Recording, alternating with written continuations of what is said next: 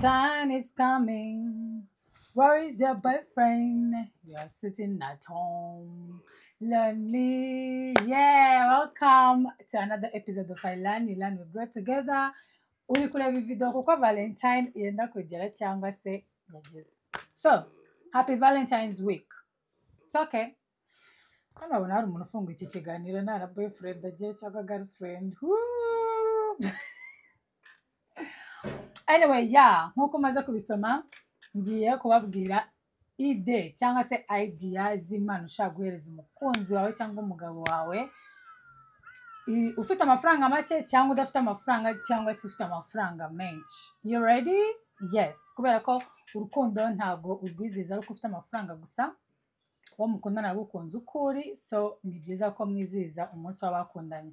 And again, niba uri na single ukaba ufunguye kino kiganiro, no offense, ushaka kwizihiza urukundo hagati yawe n'abavandimwe bawe, hagati yawe n'ababyeyi bawe, hagati yawe n'abana bawe n'inshuti zawe, it is totally fine. Urukundo ni urukundo, ntabwo ari ngombwa ngo babe ari umugabo n'umugore cyangwa se umuhungu n'umukobwa. But yeah, muri iki kiganiro ngiye kubasangiza impano ushaka gusangiza umukunzi wawe mu rwego rwa love y'umugore n'umugabo cyangwa se boyfriend and girlfriend. Ariko muri iki kiganiro ndibanda mu gihe uri umukobwa cyangwa umugore ugiye guha impano umuhungu cyangwa umugabo wawe, kubera ko abagabo kubagiftinga biratugoreye. Icya mbere, ibintu byabo biba bihenze cyane. Icya kabiri, akenshi hari igihe uba ufite umugabo cyangwa umukunzi ubona afite ibintu byose, ubona ari umukire, ukabona nta kintu kiri special ushaka kumuhereza adafite cyangwa we ubwo atakigurira, kandi wumva ushaka kuba unique, wumva ushaka kumuha ikintu cy'umwihariko adasanzwe afite. Apana kuba afite amakoti 10 nawe ukamuzanira ikoti. Ushaka kuba umuntu uri unique ku buryo umeza akana kayavuga ati aka kantu shushu be niwe wakampaye. So, natangirira ku bya make cyangwa se ku byo ushaka gukora nta mafaranga. Natangira ku byo ushaka gukora nta mafaranga, noneho njye ku byo ushaka gukora ukumugurira ufite amafaranga makeya, noneho ndibuze kugera no ku bihenze cyane. Okay? Of course, ibihenze n'ibihendutse biterwa n'umufuka wawe.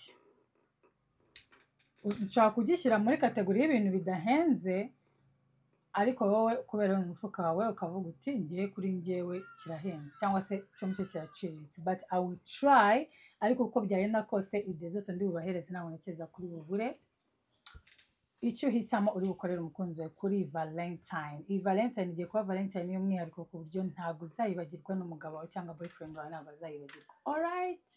Yes, let's get into it. So gift ya mbere ushaka guhereza umukunzi wawe, nta mafaranga usohoye, nta n'ijana uspendinze, ni ukumwandikira ibaruwa. Ushaka gufata urupapuro n'ikaramu ukamwandikira ibaruwa, umwibutsa ibyo mwacanyemo cyangwa se umubwira amarangamutima yawe, uburyo umukundamo, umushimira ibyo agukorera, umushimira wenda uko ateye, ko ari umugabo mwiza, ko akwitaho, ko afite urukundo, ukamushimira, ukamukomplimentinga, ukamwandikira ibyiza bye mu ibaruwa yandikishije intoki. Cyangwa ushaka kwandikisha laptop, is totally fine, ukayiprintinga ukayimwoherereza kandi nka surprise. Okay? Gift ya kabiri ushaka guha umukunzi wawe w'umugabo, nta mafaranga usohoye, ushobora kumubyinira. Ushaka kumubyinira yaba hari yaba adahari, ushaka kumubyinira kuri video ukamwoherereza akavideo uri kumubyinira. Isn't that good? Cyangwa se ukifata akavideo ukoresheje smartphone yawe umushimira, umubwira ibyiza bwe, umubwira ukuntu umukunda, ukakamwoherereza. Ushaka kuba ari biza cyangwa atari mu gihugu mutari kumwe, cyangwa ukajya no kumusura ukamubyinira. Kumubyina ntabwo bivuze ngo uba uzi kubyina nka Titi Brown. No, move your body, don't think about it, just move your body. Oh yeah, oh yes. So mukunzi wawe ugomba kumubyinira. Icya gatatu ushobora kumukorera, hana amafaranga usohoye habe na makeya, ni ukumuririmbira. Ntabwo ari ngombwa kumuririmbira ijwi nk'irya ariya muhanzi wo mu Rwanda uririmba voko ya Danje, ni benshi. Anyway, ushaka kumuririmbira, noneho namuririmbe n'urujwi nk'ururwanjye nk'urw'urugi, nk'iki kijwi cyanjye. Wasara ukajya uzamura bikanga bikamanuka. Ewana mwaseka ku buryo atanabyibagirwa. Iyo ndirimbo wayihimba washaka iyi isanzwe uzi runaka y'umuhanzi wayihimbye ukunze, it is totally fine. Sing for your baby. Okay? So, izo nizo ide eshatu nari mfite ku muntu ushaka kugira ikintu akora umukunzi we nta mafaranga afite at all. Ngiye kujya noneho muri bya bintu biringaniye by'amafaranga makeya nta mafaranga ufite, noneho ukaba ushaka kubiha umukunzi wawe.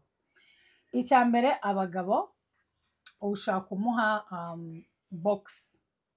Ajya muri Tedomir utwo box tuyarimo, hariyo utuntu bita gift box, aho ushaka guhereza umugabo box irimo wallet, irimo umukandara wa leather uruhu rwa original. Okay, ubona ko urwa original ruri expensive cyane, ruhenze cyane, ushaka kugura uruhu rusanzwe.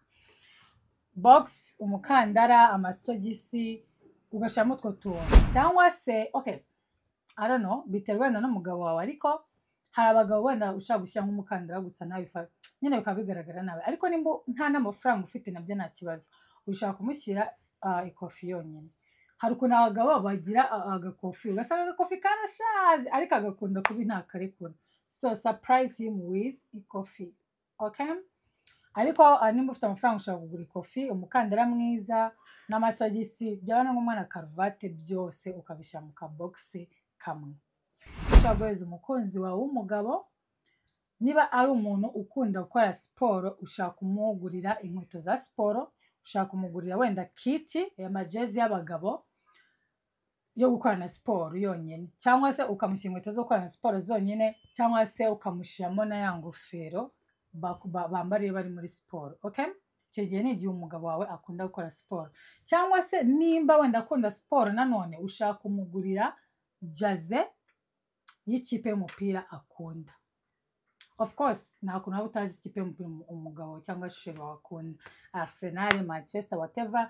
Nimba uzi ikipe y'umupira akunda, genda imugurire. Niba ari iya basketball, ushaka kumugura jaze y'iyo team. Alright? Kubera ko ugashaka no kuba yifite, ariko amakipe buriya ndabizi abagore bi ntabyo muzi, ariko buriya amakipe aba afite amajaze atandukanye. Nk'ubona tuzi ko Arsenal yambara umutuku n'umweru, ariko bagira n'izindi jaze bajya bambara, njye nzibona hano basaza bari kureba umupira. So ushaka kumugurira jaze y'ikipe akunda. Ushaka kugurira umugabo wawe akabox. Hari akaboxi abagabo bashyiramo amasaha, kaba karimo utuntu nyine tumeze nk'amasaha. Ngira ngo sinzi wenda supermarket ikomeye cyane mu Rwanda ntabwo maheruka, ariko nyangwe nko muri Tedomir bashaka kuba babifite. So hari akaboxi abagabo bashyiramo amasaha, kandi abagabo benshi ntabwo bakagira, babika amasaha yabo muri turuwari. Ushaka kugenda ukakabaza nko muri Tedomir cyangwa indi supermarket iba mu Rwanda ikomeye, ukakabona, ukakagura, ukagapfunyika neza, ukakamushyira. Iyo ni mu gihe umugabo wawe akunda amasaha cyangwa afite amasaha. Alright? Ikindi kintu ushaka guhereza umukunzi wawe w'umugabo kikamushimisha, nimba ufite amafaranga n'isaha, bitewe na budget yawe cyangwa se bitewe n'uko umuzi.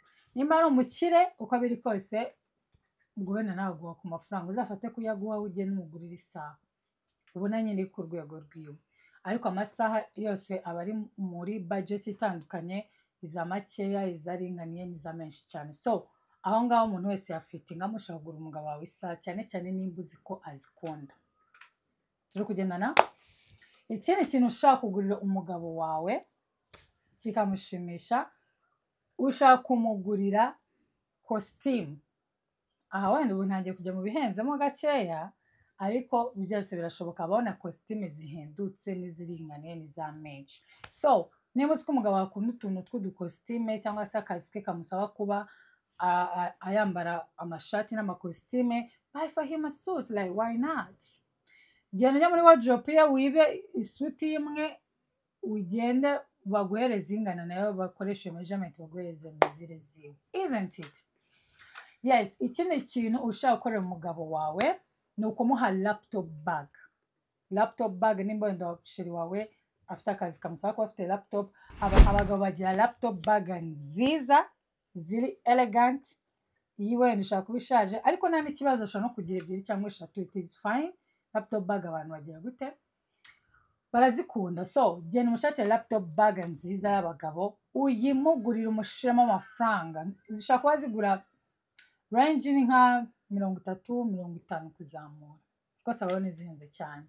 Ikindi kintu ushaka kugura umukunzi wawe akishima ni ikaramu. Ese wari ubizi ko ikaramu zose atari big?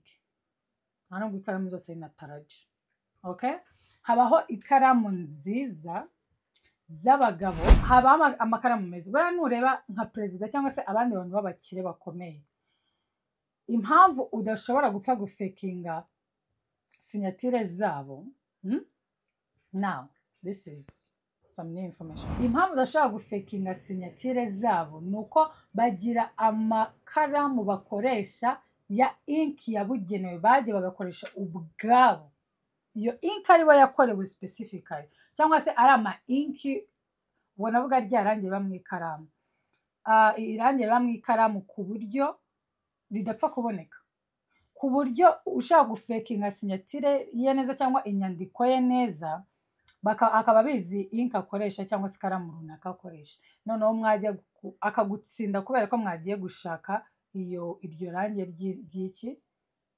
ry'ikaramu wakoresheje, ugasanga wenda wowe rya fake rye ni original bitewe n'ubwoko bw'ikaramu akoresha. So ntabwo bizagutangaza nubona ikaramu igura $1000. Zirahari, I've seen them with my own eyes. This one I've seen them.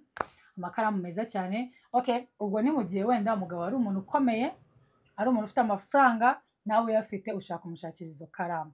Ariko bitanakunze ushaka kumugura ikaramu nziza, zirahari nziza z'amafaranga menshi nka 2,500 by'amanyarwanda, 10,000. Ayo makaramu ntabwo aba ari mabi, aba ari amakaramu meza.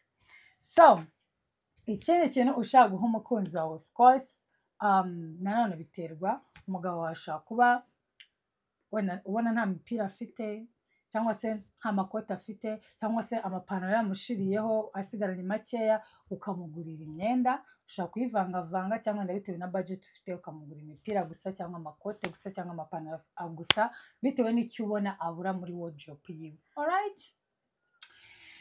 Ikindi kintu ushaka gukorera umugabo wawe akishima nimba ufite amafaranga, ni ukumusohokana. Ushaka kumubwira uti baby I'm paying today, umunsi nigere bwishyure, ukamutwara kuri dinner ahantu heza bitewe na budget yawe, ukamugura icyo kurya, ukamugura icyo kunywa, mugasangira, ukishyura.